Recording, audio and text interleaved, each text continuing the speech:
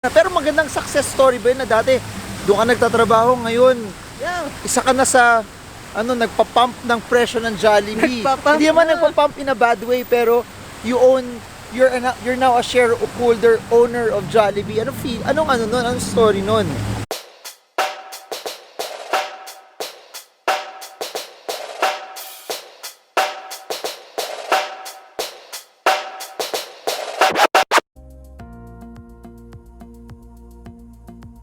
Hey guys, so it's my 6th day here in Qatar.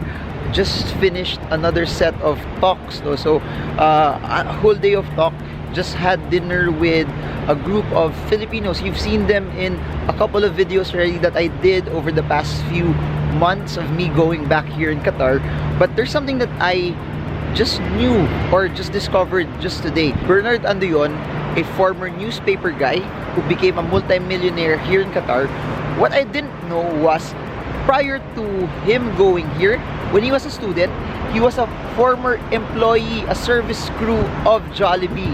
And just to see him be successful where he is right now, as a OFW here in Qatar, but not just an OFW, but an entrepreneur and a investor in Jollibee, it's something very interesting, because it's nice to see people who used to work as a service crew of that particular company and become an investor. So a couple of things that I got from that interview with him is, number one, just keep on hustling, keep on working.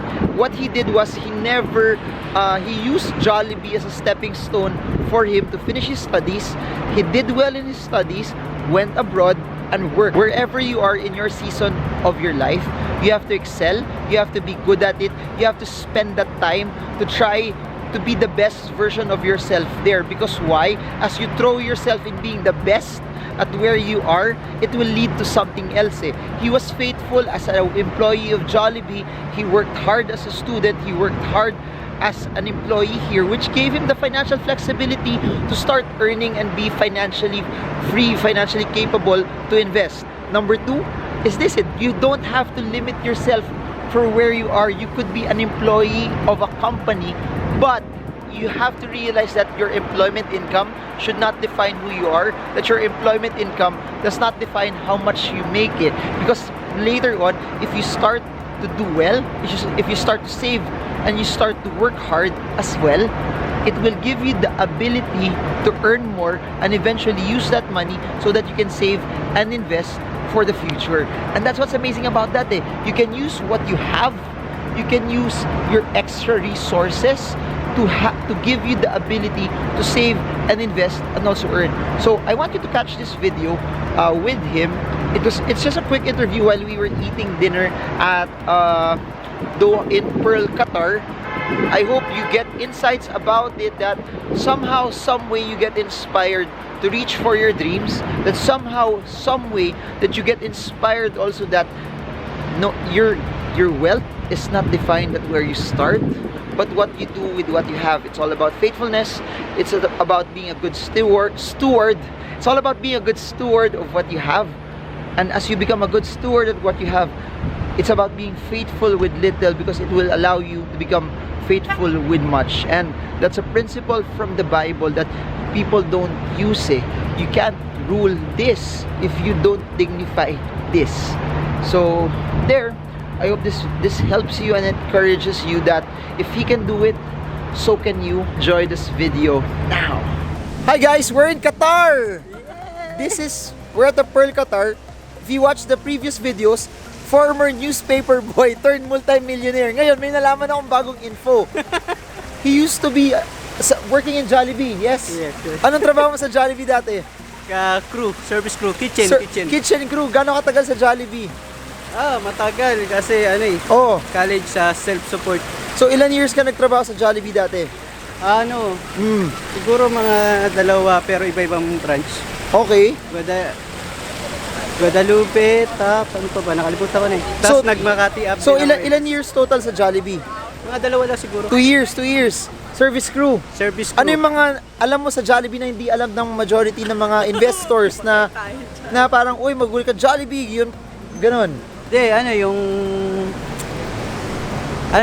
in products? Ewan ko, I don't know, anything na hindi very masashock ako na, uy, ganun pala sa Jollibee. Hindi, from the crew 2 station, talagang ano na sila, meticulous, masyadong ano yung, kaya pagpasok mo, bawal ang may balbas, Okay. bawal walang helmet, yung kuko mo, kailangan malinis. So malinis talaga, okay yung quality talaga ng Jollibee. Yeah, kasi pag every batches of nang nililay namin ng mga patties, Okay. mga kailangan talaga, station clean station talaga. So ano naman feeling ngayon na hindi ka, dati nagtatrabaho ka sa Jollibee, service crew, ngayon stock investor ka na sa Jollibee, anong pakiramdam nun na parang wow, nakabawi ako, ganun ba yung feeling? Still proud Jollibee. Okay. Kasi parang Jollibee pa rin yun hanggat may bata may Jollibee. Okay. Pero ano feeling na dati doon ka nagtatrabaho, ngayon shareholder ka na ng Jollibee? Hindi lang basta-basta shareholder guys, sobrang laking amount. Kung di nyo alam, yung wife niya never nagbebenta ng stocks ng Jollibee. So imagine ilan years na yon of solid OFW work, tapos invest sa Jollibee. So anong comment mo doon? Wala. Kasi although may kamahalan, but if you will notice, Jollibee never fail, hindi siya bumaba Oh, Hindi nag-drop ng presyo. Consistent earning, consistent expansion, stock price continues to grow up. So siguro may mga correction lang, pero from, I think, before 100 yata may pumasok. so before na, pero magandang success story ba yun na dati doon ka nagtatrabaho, ngayon Yeah. isa ka na sa nagpa-pump ng presyo ng Jollibee. Nagpa-pump Hindi naman na. nagpa-pump in a bad way, pero you're now a shareholder owner of Jollibee. Anong story nun? Okay lang. Hindi, kasi syempre, ganun pa rin. Still Simple pa rin, dapat. Simple pa rin, tama yun. So anong naging sekreto mo bilang isang empleyado ng Jollibee? Magkano sweldo dati sa Jollibee? That time minimum napababa naman Parang I think 25 pesos per hour lang kami na. 25 pesos per hour. So ano nag-change? Ngayon, ano na? Sobrang laki na guys. So, nagtatrabaho siya 25 pesos per hour sa Jollibee, tapos ngayon shareholder na siya sa Jollibee. Anong sikreto mo? Paano mo narating yun? Na multi-millionaire?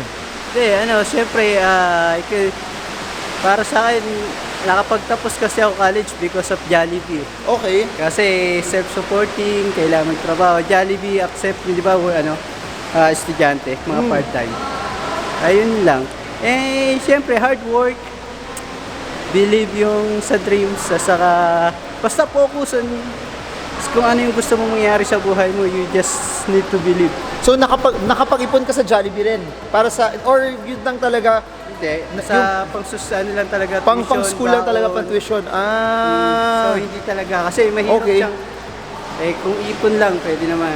Kaso talaga, pag walang work, hindi ako makapag-aral. So, nagtrabaho ka, nag-ipon ka, nakapagtapos ka, nakapagpunta ka sa Qatar, nakapag-save ka, nag-invest ka sa Jollibee. Ano goal mo? Pangarap mo ba magkaroon ng 50 million pesos worth of Jollibee shares? O anong plano? O narating mo na yon? Hindi pa. So, next question. Jollibee stockholder, sabi mo pangarap mo magkaroon ng franchise? Why not? Anong target year? Target year, lagyan natin para babalikan natin to few years from now. 2 years. In 2 years, guys tandaan natin to. Bernard Anduyon, by 2021, hindi lang siya basta-basta stockholder ng Jollibee. Franchise owner na rin ng Jollibee. Malay natin. Ano pang masasabi ko? What makes Jollibee a good company based nung nagtrabaho ka? Anong na-experience mo na meron sila nun na wala sa iba? Meron silang tinatawag na By the way guys, galing Look at this Porsche na hybrid. Very interesting. Porsche hybrid. Anyways, go.